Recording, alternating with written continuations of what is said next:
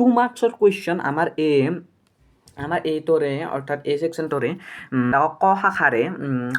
Indian কনষ্টিটিউশ্যনৰ 1 number important question answer প্ৰথম চললগি আমি ডিছকাছ কৰিলোঁ ইয়াৰ তাৰ পিছত আমি এইকেইটা হ'ল একদম 1 নম্বৰ কুৱেশ্যন একদম ইম্পৰ্টেণ্ট কুৱেশ্যন পৰীক্ষাত প্ৰায় আহি থাকে এইবিলাক এতিয়া 2 নম্বৰ কুৱেশ্যন একদম ইম্পৰ্টেণ্ট ইণ্ডিয়ান কনষ্টিটিউশ্যন ক শাখা বিভাগটোৰে 2 নম্বৰ কুৱেশ্যন একদম 2 নম্বৰ কুৱেশ্যন এতিয়া 2 নম্বৰ কুৱেশ্যনৰ প্ৰথমতেতো আমি 1 নম্বৰ কুৱেশ্যনবিলাক আৰম্ভ কৰোঁ পইণ্ট 1 1 নম্বৰতে এতিয়া 2 নম্বৰ কুৱেশ্যনটো চাওঁ 2 নম্বৰ কুৱেশ্যন ভাৰতীয় সংবিধানৰ প্ৰস্তাৱনাত সন্নিৱিষ্ট দুটা আদৰ্শ উল্লেখ কৰা আমাৰ ভাৰতীয় সংবিধানৰ প্ৰস্তাৱনাত সন্নিৱিষ্ট দুটা আদৰ্শ কি আমাৰ ভাৰতীয় সংবিধানৰ প্ৰস্তাৱনাত সন্নিৱিষ্ট দুটা আদৰ্শ হৈছে কি সাম্য আৰু সাম্যবাদ সাম্য আৰু সাম্যবাদৰ জেগাত তোমালোকে এটা আৰু এনেকুৱা কৈ দিয়া পাৰা বিশ্ব ভ্ৰাতৃত্ব আৰু সমতা বিশ্ব ভ্ৰাতৃত্ব আৰু সমতা বুলিও দিব পাৰা তোমালোকে সংবিধানৰ প্ৰস্তাৱনাত কেইটামান আদৰ্শ আছে তাৰে ভিতৰতে তোমাক দুটা আদৰ্শ দি দিবা দিছে তাৰে ভিতৰতে তোমাক দুটা আদৰ্শ দি দিবা দিছে ইয়াতে আছে সাম্য আৰু সাম্যবাদ সাম্যটো অলপ সৰু সাম্যবাদটো অলপ সুবিধা সমতা দি দিয়া পাৰা বা তাৰ ঠাইত বিশ্ব ভ্ৰাতৃত্ব দি দিয়া পাৰা এইটো সাম্যত আৰু এইটো সাম্যবাদ এইটো যদি প্ৰব্লেম নহয় হৈ যাব ইয়াৰ জেগাত বিশ্ব ভ্ৰাতৃত্ব আৰু সমতাও দিয়া পাৰা এইকেইটাও হৈছে ভাৰতীয় সংবিধানৰ প্ৰস্তাৱনাত সন্নিৱিষ্ট আদৰ্শ এতিয়া আমি 3 নম্বৰ কুৱেশ্যনটো চাই লওঁ কুৱেশ্যন নম্বৰ 3 ভাৰতীয় সংবিধানৰ দুটা যুক্তৰাষ্ট্ৰীয় বৈশিষ্ট্য আমাৰ ভাৰতীয় সংবিধানত আমাৰ ভাৰতখন যুক্তৰাষ্ট্ৰ অৰ্থাৎ এটা অৰ্ধ যুক্তৰাষ্ট্ৰ একদম সম্পূৰ্ণ যুক্তৰাষ্ট্ৰ হোৱা নাই কিন্তু এটা যুক্তৰাষ্ট্ৰ বুলি কৈছে ভাৰতীয় সংবিধানৰ দুটা যুক্তৰাষ্ট্ৰীয় বৈশিষ্ট্য লিখা আমাৰ ভাৰতীয় সংবিধানত দুটা যুক্তৰাষ্ট্ৰীয় বৈশিষ্ট্য লিখা আমাৰ ভাৰতীয় সংবিধানত দুটা যুক্তৰাষ্ট্ৰীয় বৈশিষ্ট্য হৈছে ইয়াতে কি দ্বৈত শাসন ব্যৱস্থা তাৰমানে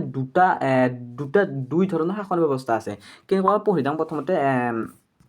ভাৰতীয় সংবিধানৰ দুটা যুক্তৰাষ্ট্ৰীয় বৈশিষ্ট্য যেহেতু আমেৰিকা যুক্তৰাষ্ট্ৰৰ পৰা সেই হেৰিটো আমাৰ কপি কৰিছে আমাৰ ভাৰতে কপি কৰিছে সেয়ে আমাৰ ভাৰতীয়খন এতিয়া সম্পূৰ্ণ যুক্তৰাষ্ট্ৰ হোৱা নাই কিন্তু সম্পূৰ্ণ যুক্তৰাষ্ট্ৰ হ'ম বুলি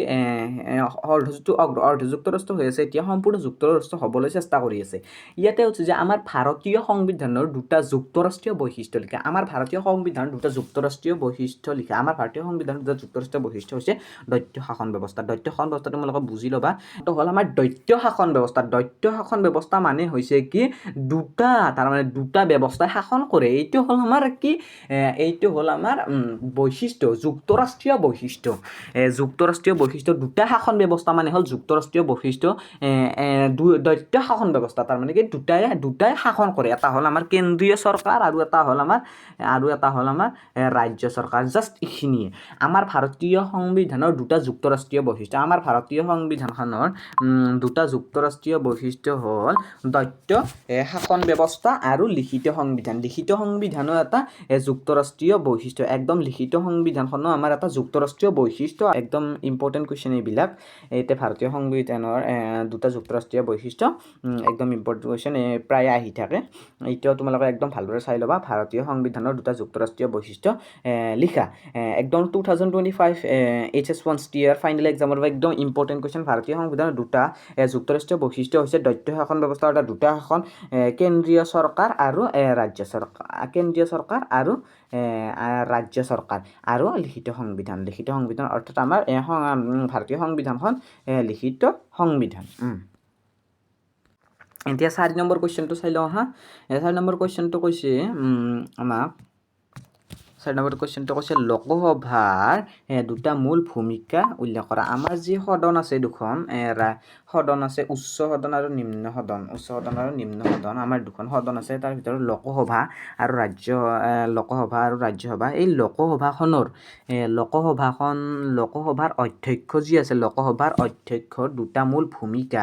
তেওঁলোকে কি কৰি থাকিব লাগিব আৰু দুটা তাৰমানে তেওঁলোকৰ লোকসভাৰ অধ্যক্ষ যি আছে অৰ্থাৎ তেওঁলোকৰ সদস্যবিলাক যে আছে লোকসভাখনৰ যে সদস্য আছে সেই সদস্যবিলাকে তেওঁলোকৰ সেই সভাত কি কৰি থাকিব লাগিব লোকসভাৰ অধ্যক্ষৰ দুটা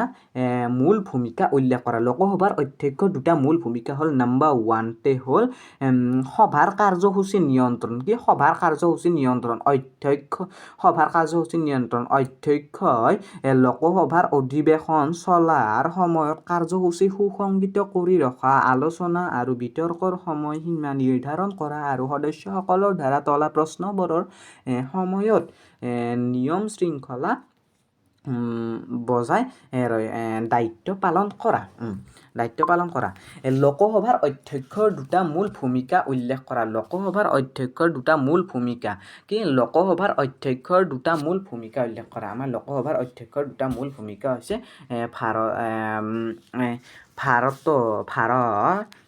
সভাৰ কাৰ্যসূচী নিয়ন্ত্ৰণ তাৰমানে তাৰে সভাৰ যিবিলাক কাৰ্যসূচী আছে সেইবিলাক কাৰ্যসূচী নিয়ন্ত্ৰণ কৰি ভালদৰে চলোৱা আৰু এটা হ'ল আমাৰ নিয়ম শৃংখলা ৰক্ষা তোমালোকে চাই লওঁ এইটো হৈছে নিয়ম শৃংখলা ৰক্ষা এইটো হৈছে আৰু এইটো একদম ডিটেইলি এক্সপ্লেইন কৰি দিওঁ অধ্যক্ষৰ সভাত শৃংখলা বজাই ৰখা দায়িত্ব অধ্যক্ষই সভাত শৃংখলা বজাই ৰখা দায়িত্ব পালন কৰে যদি কোনো সদস্যই সভাৰ নিয়ম ভংগ কৰে তেতিয়া অধ্যক্ষই সেই সদস্যক সতৰ্ক বা সভাৰ পৰা বাদ দিয়াৰ ক্ষমতা থাকে তাৰমানে তাতে লোকসভাৰ নিয়মবিলাক আমি মানি চলিব লাগিব যিবিলাক আছে যদি আমি সেইবিলাক নামানো তেতিয়া আমাক সেই সভাৰ পৰা উলিয়াই দিব পাৰে হয়তো আমাক তাৰে সতৰ্ক কৰি দিব পাৰে আমাৰ লোকসভাৰ অধ্যক্ষৰ দুটা মূল ভূমিকা এটা হ'ল সভাৰ কাৰ্যসূচী নিয়ন্ত্ৰণ সভাৰ কাৰ্যসূচী একদম ভালদৰে সুসংগঠিতভাৱে কৰিব লাগিব আৰু 2 নম্বৰটো হ'ল নিয়ম শৃংখলা ৰক্ষা 2 নম্বৰটো হ'ল নিয়ম শৃংখলা ৰক্ষা অৰ্থাৎ সভাৰ যিবিলাক নিয়ম আছে সেই শৃংখলাভাৱে আমি মানি চলিব লাগিব যদি আমি সেই নিয়মবোৰ আমি ভালদৰে মানি নচলোঁ তেতিয়া আমি যেতিয়া সেই নিয়মবোৰ বৰ্তিত কৰোঁ নামানো তেতিয়া আমাক তাৰ পৰা উলিয়াই দিব পাৰে হয়তো আমাক সতৰ্ক কৰি দিব পাৰে এতিয়া আমাৰ এই ছেকশ্যনটোৰ তোমালোক যি ক'লোঁ আমাৰ এই ছেকশ্যনটোৰ কুৱেশ্যন আনচাৰ কমপ্লিট হৈ গ'ল আমাৰ 1 নম্বৰ কুৱেশ্যন প্ৰথম চললৈকে 1 নম্বৰ কুৱেশ্যন প্ৰথম চললৈকে তাৰপিছত 2 নম্বৰৰ পৰা আমাৰ ইয়াতে 4 নম্বৰটোলৈকে মোটামুটি আমাৰ 3-4টামান 2 নম্বৰ কুৱেশ্যন হৈ গ'ল ইয়াতে আমাৰ 1 নম্বৰ অৰ্থাৎ ক শাখা বিভাগটো ইণ্ডিয়ান কনষ্টিটিউশ্যন বিভাগটো শেষ হৈছে ইয়াতে আমি বিটো অৰ্থাৎ ৰাজনৈতিক তত্ত্বটো ষ্টাৰ্ট কৰোঁ